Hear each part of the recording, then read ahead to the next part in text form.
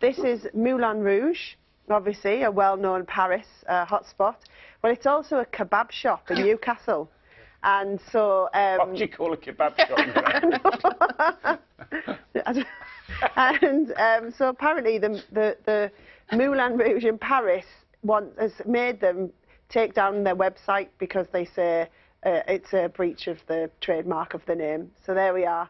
You'll still be able to get your kebabs there, but it's just you won't be able to go on the website to see them.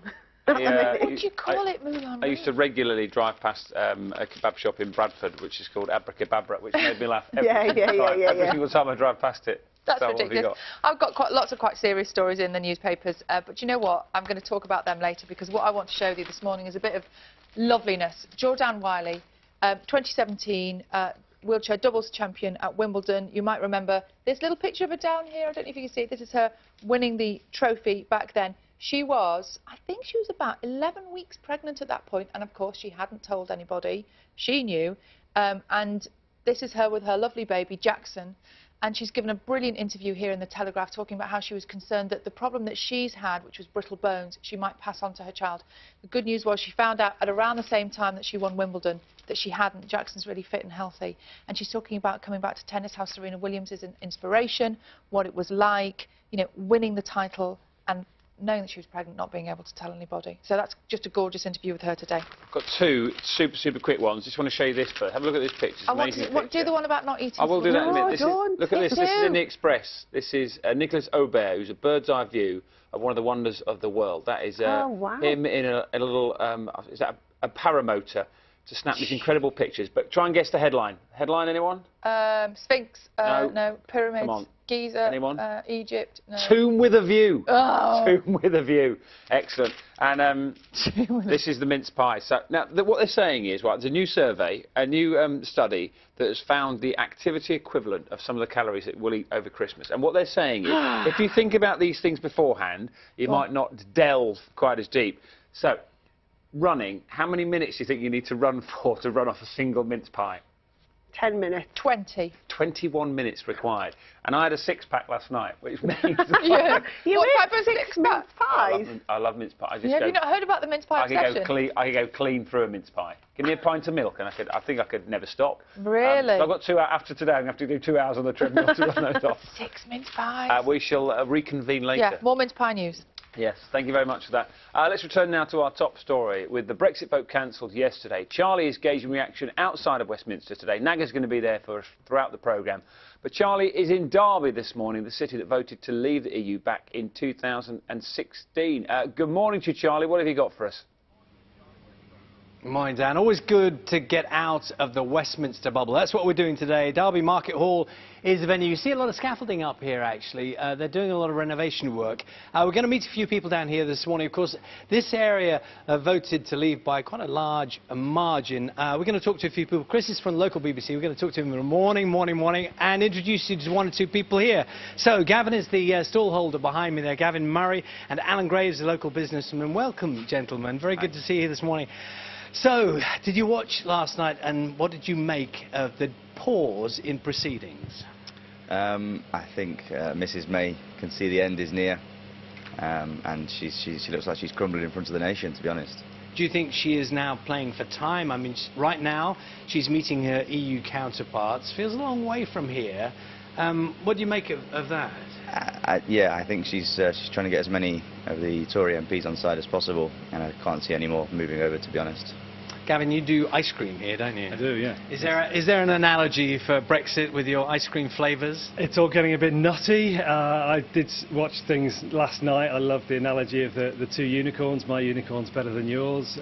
There's a sense of chaos that's pervading everything that creates that atmosphere of uncertainty. Now, you were a Remain voter. Yeah. I mean, have any of your views changed at all, or have you feel reinforced?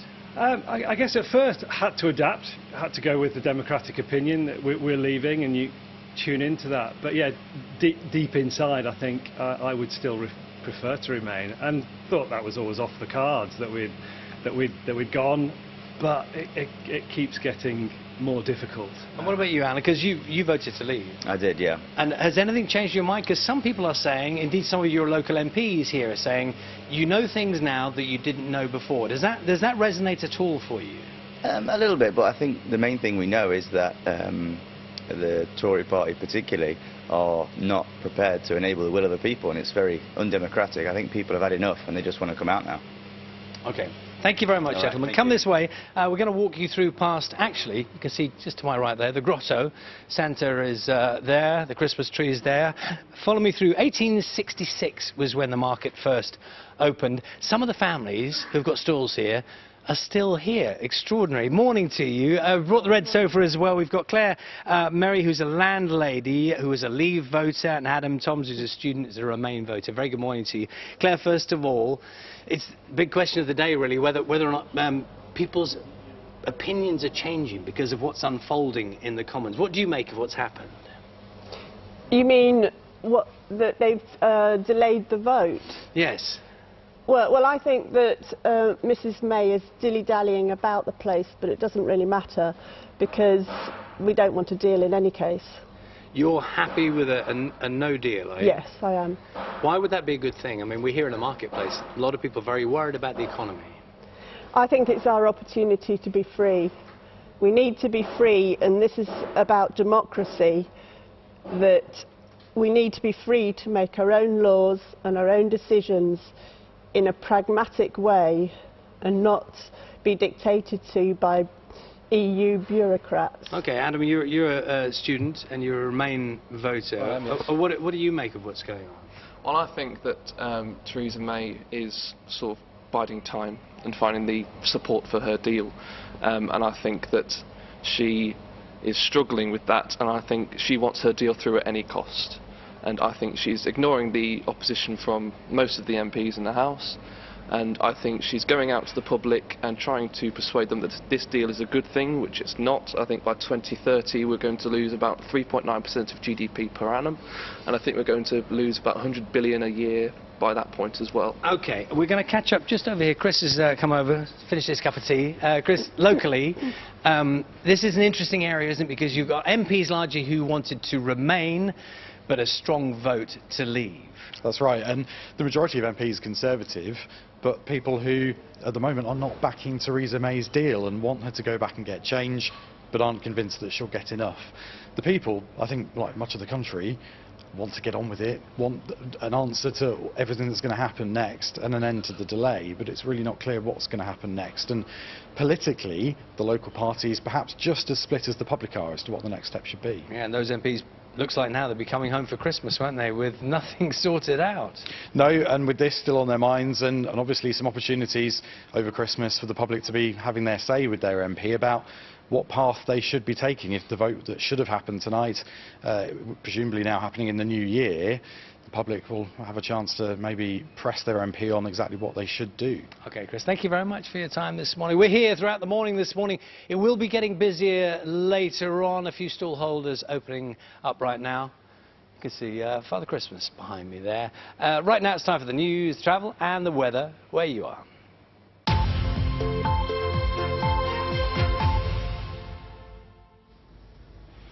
Very good morning, I'm Asad Ahmed. White working class boys have been found to be among the most disadvantaged in London, and there are calls for them to get more support from teachers, mental health services and youth workers. A report commissioned by the Greater London Authority says white and black Caribbean boys are both in need of support to raise education levels and future job prospects.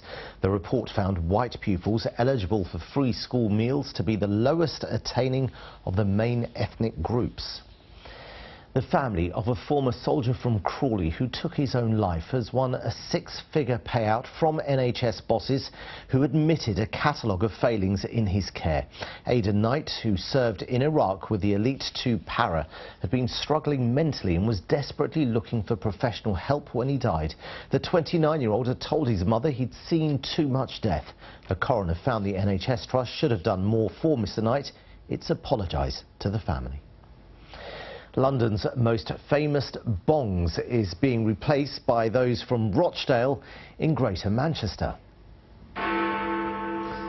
Well, of course, I'm talking about the Big Ben bongs when they sound on BBC Radio 4, that is. They'll be replaced by the bells from Rochdale Town Hall on Christmas Eve. Radio 4 has been broadcasting recordings since August last year when the bells of Big Ben fell silent for repair work. Rochdale Borough Council say they're very proud the town's bongs will now ring out over the land. Well, let's take a look at this morning's travel situation now. And if we look at the tube board, there's good service on all lines this Tuesday morning, which is good news. On the trains, South Western Railway have delays. That's because of a fault with the track at Woking. Moving on to the roads now, and there are the usual delays northbound at the Blackwall Tunnel. That's probably going to stay that way for much of this morning, usually does anyway. While in Leighton in East London, there are temporary traffic lights on Lea Bridge Road near Church Road. But now the weather forecast with Elizabeth. Hello, good morning. It's another chilly feeling day again today, and with clear skies last night, many of us are starting off this morning with a touch of frost. Also some patches of mist and fog out there too. But it'll stay dry today. There'll be plenty of sunshine around at times, and we're starting off on a largely sunny note. In fact, the patches of mist and fog, which are mostly out towards western home counties, will gradually lift and clear as we head through the course of the morning. A bit more cloud milling around as we head through the afternoon, but still some decently long spells of sunshine. Top temperatures today between 7 and 9 degrees Celsius, just a light southeasterly breeze. Now, through this evening and overnight, it should stay mostly dry. There'll be plenty of cloud out towards the west, some clear spells hanging on towards eastern areas. Here we could see a touch of frost into tomorrow morning, but the breeze is going to pick up, so we'll stay largely frost-free tomorrow. Overnight lows of around 5 or 6 degrees Celsius. Then tomorrow, some good spells of brightness and sunshine, staying dry for the rest of the working week, feeling chilly and mighty cold on Thursday with a lot of added wind chill. Vanessa Feltz starts her breakfast show in half an hour. That's on until 10. Lots on Brexit on that programme. I'll see you later.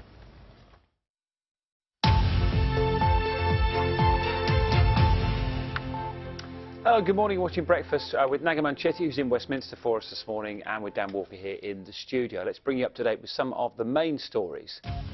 Following the Prime Minister's decision to call off the Brexit vote, we'll be speaking to Theresa May's former Director of Communications at Number 10 to ask where she goes from here. Also coming up on Breakfast for you this morning, Lorna Tucker's film debut was a portrait of the designer Vivienne Westwood. She'll tell us about her latest project, a moving documentary about the mass sterilisation of Native Americans. And cutting back at Christmas, our very own Steph, along with Alex Jones, helping a family to see if they can shop well for less and start saving for the trip of a lifetime.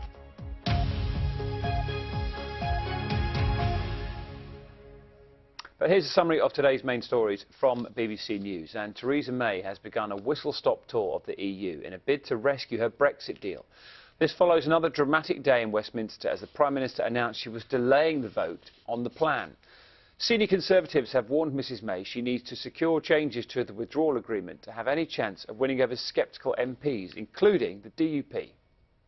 She was telling us it was the best deal possible, no change possible, sending ministers out across the country at the weekend, and now suddenly, yes, I'm going off to get a better deal, and, you know, the vote's been pulled. A sense of disbelief at how on earth the Prime Minister can even stand there and with a straight face pretend that, you know, this is credible. The father of the murdered backpacker Grace Millane has visited the place where her body was found on the outskirts of Auckland. David Millane took part in a traditional Maori blessing ceremony alongside Grace's uncle and members of the New Zealand Police Force. A 26-year-old man has been charged with her murder. President Macron of France is hoping a package of economic measures will help end nearly a month of protests led by a so-called Yellow Vest movement. In an address to the nation last night, he promised to increase the minimum wage by €100 and to end tax on overtime. A convicted paedophile will be sentenced later for murdering 2 schoolgirls near Brighton back in 1986. 52-year-old Russell Bishop was originally acquitted of killing Nicola Fellows and Karen Hadaway, but was found guilty after a second trial. Yesterday, the girls' mothers wept at the Old Bailey as the verdicts were read out following an 8-week hearing. What people like Bishop inflict on the families of their victims is a living death. They take the lives of children, but they also take the lives of the families left behind. To us, them beautiful girls will always be 9 years old. They will never grow up. We've been deprived of a happy life to watch them grow into adults. Scientists are warning that newly discovered melting glaciers in East Antarctica could cause significant sea level rises around the globe. The region has long been considered stable and unaffected by some of the more dramatic changes occurring elsewhere on the continent. But images from NASA show that ice streams running into the ocean along the eastern coastline have now sped up.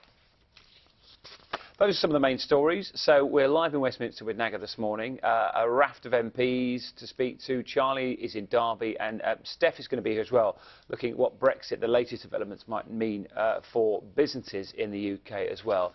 Sally's got all the sport for us today too, and it's I know politics is dominating things at the moment, but it's a huge Champions League night tonight, Sal. We always knew that the 11th was going to be a busy day, didn't we? And we're all over it this morning because, yeah, big night of Champions League football tonight. Spurs, you know, we've been talking about Spurs playing Barcelona, and Barcelona might put out a weakened side, but my goodness, a weakened Barcelona side. Is there any such thing? And it's also it's that desperate time, isn't it? We've got literally one game left to try and keep the season, the European season going, really. Yeah, and they're not going to not bother. That's the thing. Everybody's going to do their best, aren't they? It's make or break, though, for Liverpool and Spurs in the Champions League tonight. It's the final round of group games. Liverpool need to beat Napoli at Anfield 1-0 or to win by 2 clear goals to qualify for the knockout stages. But any victory will do if Paris Saint-Germain do not beat Red Star Belgrade at the same time. Still with me? Napoli only need a point to progress.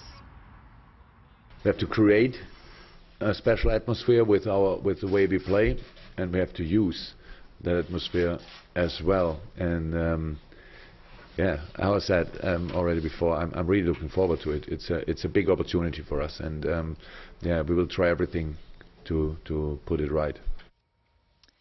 As I mentioned, Tottenham play Barcelona in the Nou Camp. Spurs will qualify for the last 16 if their result matches or betters Inter Milan's at home to PSV. Barca are already guaranteed top spot. The most important when play Barcelona, you know very well that the quality that they have in the squad is amazing, it's massive. Of course, different names may different or have different quality to add to the team. But I think they are going to be strong, they are going to try to win. Now, a late Everton equaliser denied Watford a Premier League victory over former manager Marco Silva. He was sacked by Watford last season before moving to Goodison. The two clubs are still in dispute. Some Watford fans waved inflatable snakes to express their opinion about Silva's move. Everton went ahead during the match through Richarlison before Watford fought back. There was a Seamus Coleman own goal and a Doucouré header. Everton then had a penalty save but salvaged a point with Lucas Digne's superb free kick in the 5th minute of stoppage time. Chelsea say they've suspended 4 people from attending matches while an investigation into the alleged abuse of Raheem Sterling takes place. The incident allegedly occurred during City's defeat at Stamford Bridge at the weekend, where Sterling said he had to laugh when he heard the remarks because now so used to this that he expects no better. It's interesting that one of the options that has been talked about for Sterling is when he hears abuse of any kind, what a player can do at that point is tell the referee and walk off the pitch. But actually, during a match like that, you know, it's such a competitive level, is that something that a player would even feel comfortable doing? And also, he's been going through it for quite some time, hasn't he? Last night, Gary Neville was talking on Sky Sports saying that when he was with England, Raheem Sterling came to him, I think, a few years ago, and said, "Listen, I'm really struggling with this. What do I do? Why am I being targeted?" He didn't. So that was, as you said, several years ago. So it's something that's been going on for a long time. Another thing that Jamie Carragher said in the same conversation was actually, what needs to happen is the people in the stands need to say something. You know, if you're next to someone who is hurling abuse, you need to tell us. Which comes back to what John Barnes was saying yesterday. It's not just a football thing, it's a societal thing. It's a life thing, yeah. Meanwhile, England have named an unchanged Test squad to tour the West Indies from that which won the series in Sri Lanka. They'll play 3 Tests in the West Indies starting next month, but they'll need to take their newfound confidence, as England have won only 1 Test series there since 1968. Open champion Francesco Molinari has topped a fabulous season by being named European Tour Golfer of the Year. He was, of course, the hero of Europe's Ryder Cup victory over the United States, winning all 5 matches at the event. He won the PGA Championship at Wentworth in May before winning at Carnoustie 2 months later. I know you're a big fan, aren't you, Dan? Yeah, I think he's had a great year as well. Yeah. Well deserved. Thank you for that, Sal. I will see you again in about 20 minutes or so. Now, if you just switched on your television, only one presenter sat in the central area of the BBC Breakfast sofa this morning. That's because Naga is at Westminster for us, looking in real detail at the fallout from yesterday's Brexit vote delay. Good morning to you, Naga. I know it's going to be a really busy morning down there today. Gosh, the scenes we saw yesterday, Dan, unbelievable, weren't they? Well, I'm here in the centre of the platform. You're in the centre of the sofa, centre of our platform here outside the Houses of Parliament. Theresa May should have been here today. Instead, she's back on the continent trying to renegotiate parts of her Brexit deal with EU leaders. So, if she fails, what are some of the other routes that can lead to Brexit? Well, some ministers privately want what they call a managed no deal, and that means leaving the EU before any trade deal is in place, but with time to prepare and avoid as much disruption as possible. Others in the cabinet privately want a softer Brexit, the Norway solution, with shared customs rules thrown in and with free movement of people, though some with some control over migration. Now, there's also talk here at Westminster of consulting Parliament on what deal it would be prepared to support. Most MPs are pro-European, so that might lead to a soft Brexit, but it would involve more debate. And then there's the hugely controversial notion of using a fresh referendum to break the deadlock. Now, this has support in the two main parties. There is growing confidence that this might happen. Well, we can find out how the European Union has reacted to this latest bump in the road to Brexit. Jackie Davis is an EU analyst and joins us now from Brussels. Now, Jackie, I was talking to you in Brussels just a few months ago ahead of the deal being presented. It's been presented, it was up for a vote, now it's not at the moment. What is everyone making of it there? Well, I think utter dismay would be probably the best way to describe it. As you say, painstakingly negotiated. The EU leaders came together just a couple of weeks ago to sign off on that deal. It's a deal they said, and Theresa May said at the time, was the only deal and the only possible deal. They emphasised that time and again, as did she until yesterday. So to find ourselves in a position where she is now coming back and asking for more, frankly, has people wringing their hands and wondering where this will end. Jackie, the nuances are changing, though, aren't they? Let me quote a tweet from Donald Tusk. We will not renegotiate the deal, including the backstop, but we are ready to discuss how to facilitate UK ratification. What do you make of that? Well, I think it really mirrors what Theresa May said when she talked about seeking assurances. Everybody is saying categorically the divorce, the withdrawal agreement, cannot be reopened, not least because if we reopen it on one issue, all sorts of other issues will also get reopened. That deal is done, we won't change it. There is this political declaration which relates to the future. Now, that is not legally binding, but that does already express a determination never to use this so-called backstop. I think what they believe might be possible is some language about sort of underlining again, we have no intention of using this guarantee. It is just that, a guarantee. We want to find a better solution, a good deal for both sides. It's just there in case we don't. And I think because the political declaration is not binding, they might be able to find some form of words that provides further reassurance of their intent. But I stress, it's only intent, and therefore the question is whether the House of Commons would buy that at all. Well, Jackie, Theresa May needs to come back with showing that she has support, or at least a change to some language. Where is she most likely to get that support? She's going to be in Berlin, in The Hague today. Yeah, she's going to the Netherlands first. Traditionally, a friend of the UK has tried to oil the wheels of negotiations. Then she goes to see Angela Merkel, the key player in any EU negotiation. But the striking thing about the European Union is the degree to which the 27 countries have stuck together throughout. And remember, any change has to be approved by all of them. And therefore, that's another reason why people say at this late stage, we can't do it. I think there will be a lot of EU leaders who want to help her find a solution. Nobody wants a no deal. Everybody knows that is a pretty disastrous outcome on both sides. But the EU is also determined. We want to help you, but not at any price. The ball really is in your court. This is a domestic political problem. You signed up to a deal here in Brussels. We endorsed it. You need to find your way through this impasse, not us. There's an issue of patience, isn't there? The timetable is shifting all the time. How much flexibility do you think the EU is willing to offer Theresa May when it comes to the timetable?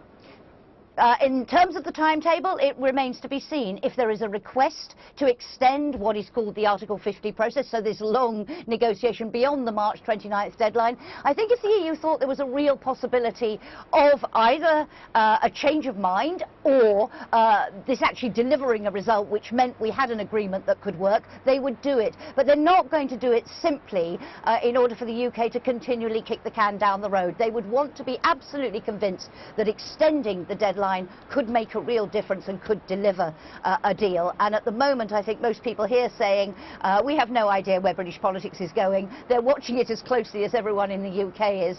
We're not going to postpone just to give the UK more time to go round and round in circles. So immense frustration, immense willingness to try and help on a political level. But as I say, a very firm feeling that this is the UK's problem. It's the UK that is leaving, and it's the UK that is going to have to find a solution to this somehow. And we are going to keep watching it very, very closely indeed. Jackie, thank you very much. Jackie Davis, their EU commentator, talking to us from Brussels. Well, it is chilly here this morning outside in Westminster.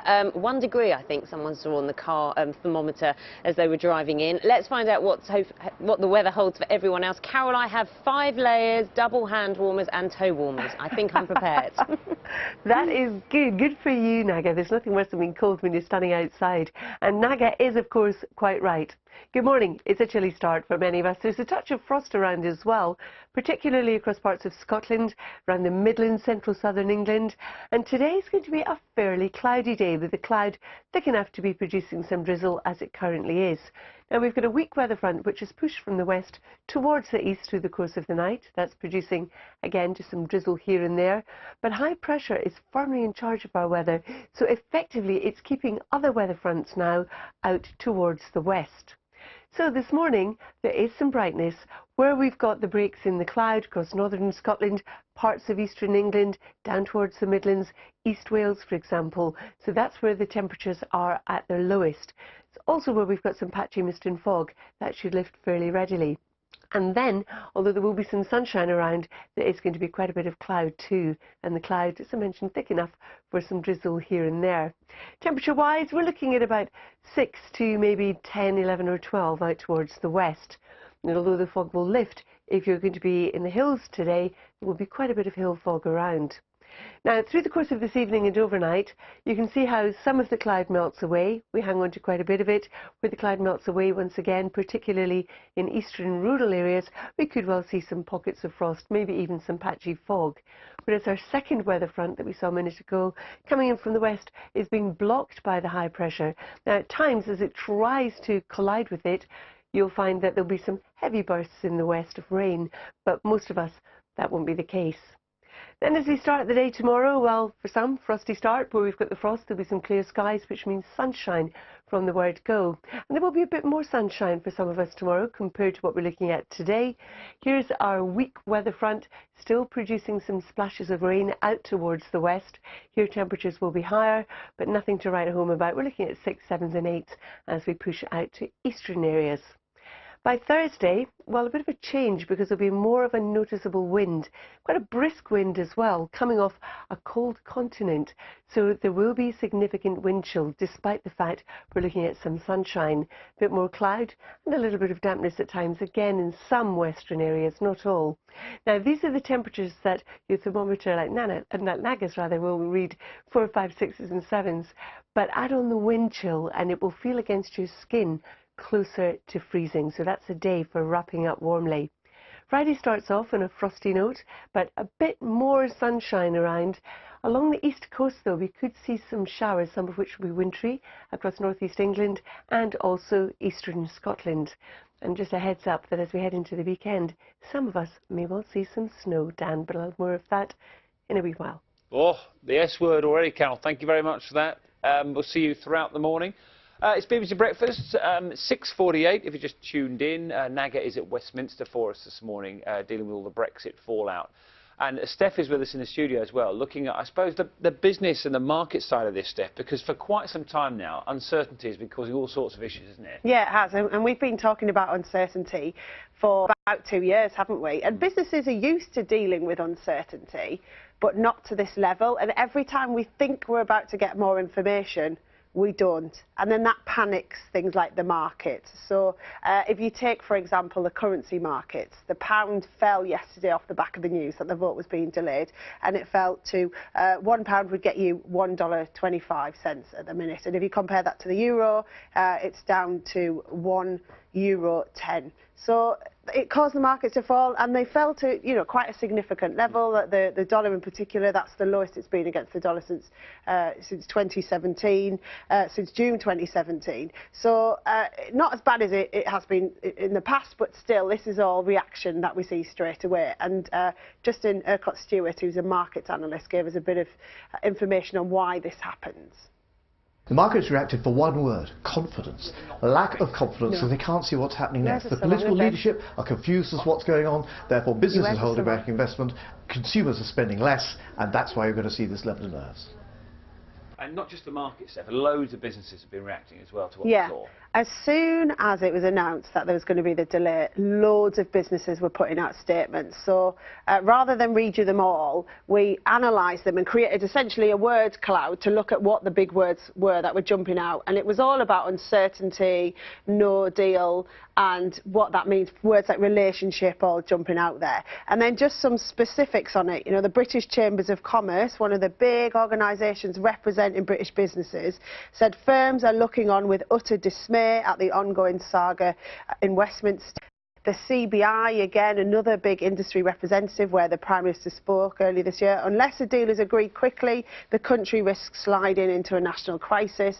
And then the Food and Drinks Federation, they said, each extra day of uncertainty diverts time, effort and investment. It undermines growth and employment, constrains businesses' ability to plan and export. So they're some of the big business organisations. There were also lots of smaller businesses we've spoken to as well, you know, as we've been doing our tour of the country, talking to businesses about the impact. They've been giving us their analysis.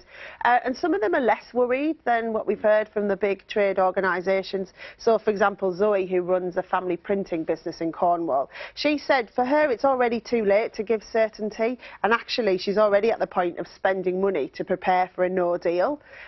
So she wasn't expecting much from what's been happening anyway. David, who runs a shellfish business in Holyhead, remember we spoke to Sean, spoke to him yesterday, he said that he thinks it's right the Prime Minister goes back to Brussels for a better deal. He also thinks he's also planning for a no deal Brexit, so anything better than that is a good thing for him. So there is lots of businesses who are worried about this, but there's also some that aren't, because they just expect that we get uncertainty. But the point of all of this is the prospect of a no deal is still very real, and the Bank of England have said in the past, and their analysis of this, that there are lots of companies not prepared for a no deal or for not having a transition period, and they say that could mean there's a short, sharp shock to the system, which could perhaps put us into recession. But then, on the counter to that, you know, the economists aren't unanimous on what could happen. So it still feels like we are saying that what happens in the longer term is anyone's guess. But at the minute, the only things we can really analyse are, you know, the instant impacts on the markets and what businesses are telling us. Listen to businesses. Yeah. I know is what you do all the time. Do you like a bit of Sudoku, by the way? I'm not a massive Sudoku. I'm more of a crossword girl. But I'm sure for years, we've all been told, haven't we, that you use it or lose it when it comes to keeping the brain sharp. But a study for the British Medical Journal suggests activities like crosswords and Sudoku do not prevent the grey matter from declining in old age. Well, don't worry, in a moment we'll speak to a neuroscientist for a bit more information on this. But first, here's what the people in Mansfield make of puzzles. I'm not really surprised, because my memory's getting worse every day, and I do crosswords and Sudokus every day. I think they keep you more alert, and especially the quiz ones, because they're not just, you've got to look for answers to, you know, to questions, so it keeps your memory going, and it gives you extra memory, doesn't it, really, because you remember things that you've or just something more to forget. Yeah. I do crosswords every day, several varieties, easy, hard, whatever, because I like them. Well, it's interesting that research should come out now after all these years of being told that they are absolutely essential to maintain your mind development. I've not got a very good memory anyway, so it wouldn't be any use. Thank you to the good people of Mansfield for that. I have no idea why we picked Mansfield, but there you go. Let's talk a little bit more about this with neuroscientist Professor Joe Idden. Thank you very much for coming in this morning. We've got a lovely crossword behind you as well. Quite a few people, I imagine, watching this morning, Joe, with maybe a Sudoku book ready to go on the train, or whether they're going to, crossword ready to have a go in the paper. This might be a little bit of a shock to people this morning. Yeah, I think we have to take it a little bit with a pinch of salt, because it was a one study in one place, and it was basically only using a couple of tests that were sort of assessing over time, over 15 years, whether people sort of when they were assessed, whether they actually sort of got better over time, and whether it was protective of sort of aging. So and actually just on one test they found that the performance sort of actually didn't go up, it sort of went down, particularly if you were more intelligent at the baseline, interestingly. So was it an old wives' tale, though, do you think, originally, to sort of use it or lose it? Because even I speak to my own mum and dad, and they're like, oh, I've got to keep doing this. I've got one of these little, games to play to try and keep the old grey cells in order. And it's crucial. I mean, I think, what we do in our lives is extremely important, and I think we have to do things that we enjoy. So it doesn't have to be Sudoku or, any puzzles. It could be anything interesting, anything you're learning, because I think everything we learn, all the information that we take in, it helps our brains kind of fire and wire. So the more that we learn, the more that we, sort of strengthen the connections in our brain, the more, our brains will be preserved, and we have a certain threshold that we reach. So that, the more we do, the better things will be. Because I think that was one of the findings, wasn't it? That it does improve your brain capacity, but once I suppose the slide begins, whatever you do, can't really prevent that from happening.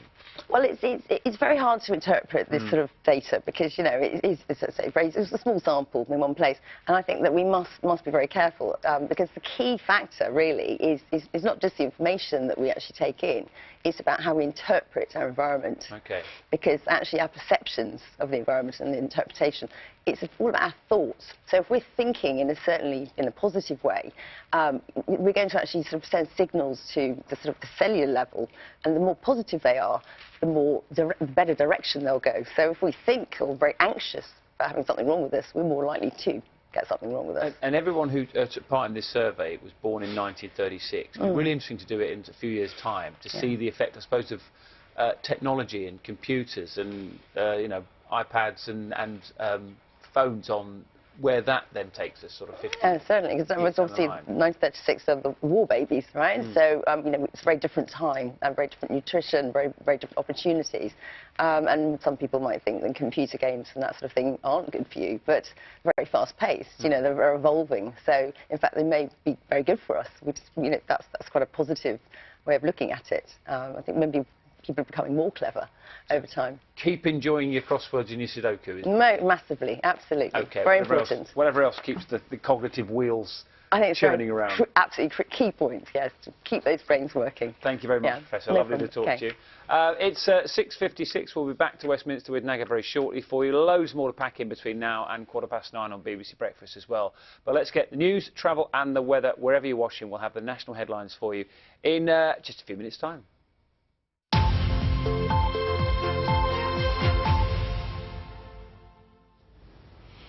Very good morning. I'm Asad Ahmed. White working class boys have been found to be among the most disadvantaged in London, and there are calls for them to get more support from teachers, mental health services and youth workers. A report commissioned by the Greater London Authority says white and black Caribbean boys are both in need of support to raise their education levels and their future job prospects. The report found white pupils eligible for free school meals to be the lowest attaining of the main ethnic groups. The family of a former soldier from Crawley who took his own life have won a six-figure payout from NHS bosses who admitted a catalogue of failings in his care. Aidan Knight, who served in Iraq with Elite 2 Para, had been struggling mentally and was desperately looking for professional help when he died. The 29-year-old had told his mother he'd seen too much death.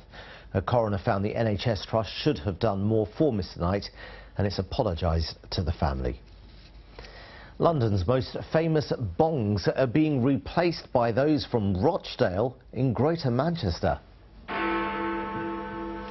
Yes, I'm talking about Big Ben's bongs. When they sound on BBC Radio 4 6 o'clock news bulletin, they'll be replaced by the bells from Rochdale Town Hall on Christmas Eve.